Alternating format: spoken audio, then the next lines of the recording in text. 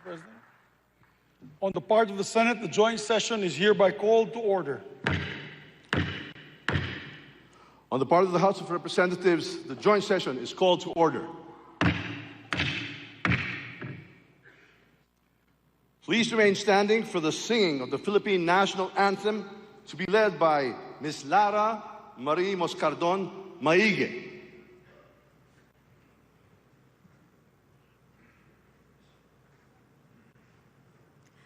Bayang magiliw, perlas ng silanganan, alab ng puso, sa dibdib mo'y buhay. Lupang hinirang, tuyan ka ng magiting, sa manlulupig, di ka pasisiil, sa dagat at pundok, sa simoy at sa langit mong bughaw, may dilag ang tula at awit sa paglayang minamahal, ang kislap ng watawat mo'y tagumpay na nagniningning, ang bituin at araw niya kailan pa may di magdidilim, lupa ng araw ng luwalhatit pagsinta, buhay ay langit sa piling mo. Aming ligaya na pag may manghahapi ang mamatay ng dahil sa'yo.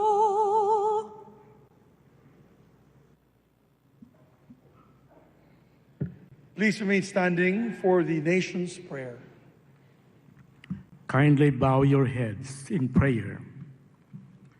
O Diyos na makapangyarihan, manlilikha, tagapagbigay buhay at tagapagligtas. Salamat po sa inyong paggabay sa buong sandaigdigan, lalo na sa pagkalinga sa sangkatauhan mula sa dumating na pandemya. Maraming salamat sa mga pagbibiyayang patuloy ninyong ibinibigay sa aming minamahal na bayang Pilipinas. Bismillahirrahmanirrahim. Allahumma barik lana hadal ijtima. Sa pagtitipong ito, kasihan niyo po kami ng inyong banal na diwa at liwanag upang ang gawin ito ay magbunga ng ginhawa at kasiyahan sa pang-araw-araw na gawin ito, araw-araw na buhay na sambayanan. Salamat po sa muling pagsigla ng aming ekonomiya sa pag-unlad ng agrikultura at turismo, pag-inap ng education at pagkalahatan pang-agat ng ibang sektor ng serbisyo, production at pang-aalakal na nagbibigay sa amin ng pagkain at kabuhayan. Rabbana atina fid dunya hasanatan wa fil akhirati hasanatan wa qina adhaban nar. Walhamdulillahi rabbil alamin. Salamat po sa matibay na bigkis ng aming pamilya at lipunan. Nakalakip ng kaloob niyong matibay na pananampalataya sa inyo at ang aming pananalig sa pamahalaan ay sama-samang bumuo ng aming matibay na pundasyon bilang isang bayan. Ang pamilya, pamahalaan at pananalig namin sa inyo, Ama, ang siya rin naming sandigan, kanlungan, at bukal ng lakas sa pagharap at pananagumpay sa maraming hamon ng buhay. Salamat po sa pag-iral ng kapayapaan at kaayusan sa gitna at sa kabila ng iba't ibang pananaw, sa marubdob at masiglang diskurso ng aming demokrasya. Tulungan niyo po kami upang makamit ang mas malalim, matibay, malawak na kapayapaan sa ikabubuti ng lahat. Akayin niyo po kami sa pagpapaunlad panglalo ng ekonomiya upang makarating ang mas maraming biyaya sa bawat tahanang Pilipino. Kalakip nito, bigyan niyo rin po kami ng dunong at pagkakaisa sa pagharap at pangangasiwa ng hamon ng climate change. Maghari po kayo ng ganap ang inyong banal na diwa sa puso at isip ng aming mga mamamayan at mga pinuno, mga mambabatas, na mamahala at mga hukom, sampu ng kanilang mga tauhan, upang ang buong katapatan, ang paglilingkod nila at kagandahang loob na manguna sila at maglingkod tungo sa mapayapa, makatarungan, maayos, maunlad, masagana at masayang pamumuhay ng buong sambayanan. Itinatalaga po namin ang gawain ito sa inyo pong mabunyi at dakilang pangalan.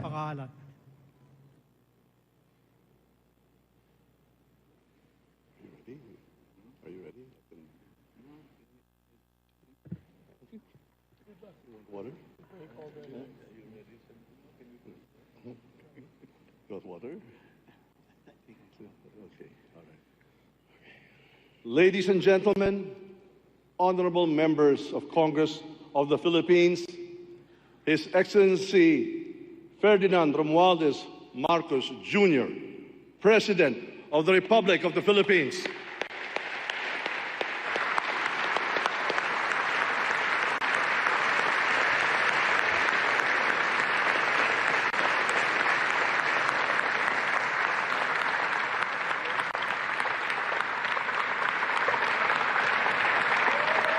Thank you.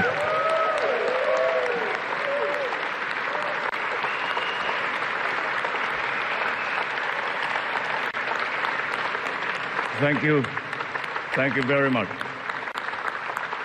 Allow me to greet Vice President Sara Zimmerman Duterte, the former presidents, our former presidents, President Joseph Ejercito Estrada and President Gloria Macapagal Arroyo, Senate President Juan Miguel Zubiri, and the honorable members of the Senate, House Speaker Ferdinand Martin Romualdez, and the honorable members of the House of Representatives, Chief Justice Alexander Gismundo, and the honorable justices of the Supreme Court, His Excellency, Most Reverend Charles John Brown, and the esteemed members of the Diplomatic Corps, Executive Secretary Lucas Bersamin, and the members of the Cabinet, First Lady Luis Araneta Marcos,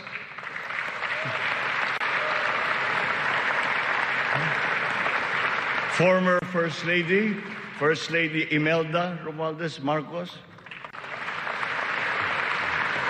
other distinguished guests, mga minamahal kong kababayan, ladies and gentlemen, magandang hapon po sa inyong lahat.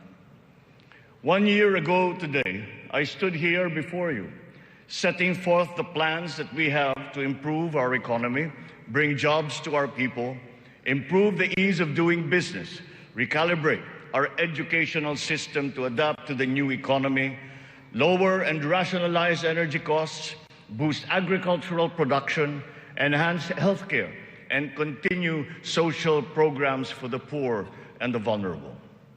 Let me now report to the people on the successes that we can now lay claim to, and also the challenges that we continue to face. Last year, we emphasized certain strong headwinds that were confronting us along with the rest of the world in our post-pandemic economic recovery. And the biggest problem that we encountered was inflation. Maraming kaganapan sa mundo ang nakapagpagulos sa maayos na takbo ng pandaigdigang merkado. Bukod sa digmaan sa Ukraine, naroon ang patuloy na epekto ng pandemya. Pinalala pa ito ng pagbabawas ng produksyon ng mga bansang pinagkukuhanan natin ng langis. Nang tumaas ang presyo nito, nagsumura na rin ang presyo ng iba't ibang bilihin, ang gasolina, ang kuryente at ang pagkain. Ramdam sa buong daigdig, pati na sa Pilipinas, ang naging pagtaas ng mga presyo ng bilihin noong mga nakalipas na buwan. Sinuri nating mabuti ang sitwasyon. Sa tulong ng ating mga ekonomista, nakapagbalangkas tayo ng mga polisiya na magsisilbing pundasyon ng ating ekonomiya sa mga susunod na taon. Ito ay nakasaad sa ating medium-term fiscal framework na sinuportahan ninyo sa Kongreso. Kasabay nito ang paglulunsad ng mga estratehiya na mapalakas sa kakayahan ang ating mga kababayan at mga sektor ng ating ekonomiya. Nakakita po tayo ng magagandang resulta. While the global prospects were bleak, our economy posted a 7.6% growth in 2022, our highest growth rate in 46 years.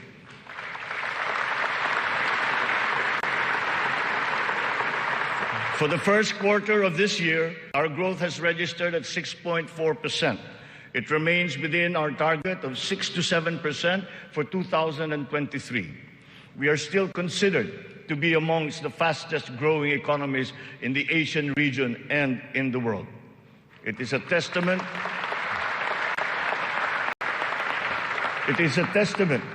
to our strong macroeconomic fundamentals. Our financial system, the nerve center of our economy, remains strong and stable. Banks, the transmission arms of our monetary policy, have strong capital and liquidity positions.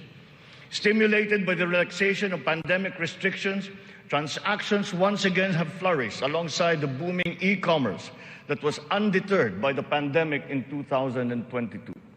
The digital economy contributed 2 trillion pesos, the equivalent of 9.4% of our GDP. The economy is revived and rejuvenated, backstopped by a favorable enabling environment and the strong rule of law. This year, the World Bank projects a 6% overall growth rate, well within the range of our targets for the year. It is anchored on strong local demand, underpinned by consumer spending, and draws strength from the BPO industry and, of course, the steady flow of remittances and the continuing jobs recovery. Inflation rate is moving in the right direction. From 8.7% in January, our inflation has continued to ease up in all regions, settling now at 5.4% for June. What this means is that in spite of all the difficulties, we are transforming the economy. We are stabilizing the prices of all critical commodities. According to the Bangko Sentral, inflation is expected to ease further by the close of the year and projected at 2.9% by 2024.